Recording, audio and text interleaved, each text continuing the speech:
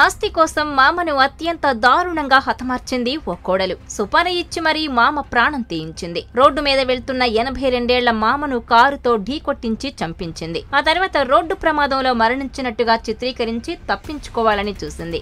చివరకు దొరికిపోయి కటకటాలు లెక్కిస్తోంది. మహారాష్ట్ర నాగ్పూర్లో జరిగిన ఈ ఘటన సంచలనం సృష్టిస్తోంది.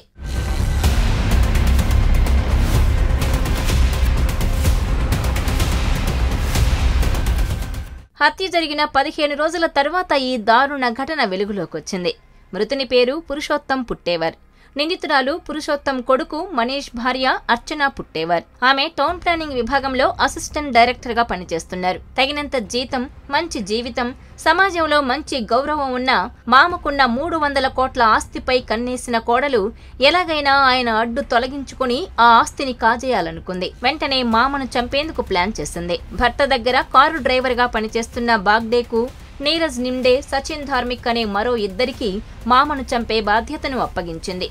వారికి ₹1 కోటి సుపారీ ఇచ్చింది. ప్రమాదంలో చనిపోయాడని చిత్రీకరించేందుకు ఓ సెకండ్ హ్యాండ్ కారు కొనేందుకు డబ్బిచ్చింది. దాదాపు 15 రోజుల క్రితం ఆస్పత్రిలో చికిత్స పొందుతున్న అత్త శకుంతలను కలిసి పురుషోత్తం బయటకొస్తుండగా బగ్డే, అతని మిత్రులు కారుతో ఢీకొట్టి పారిపోయారు.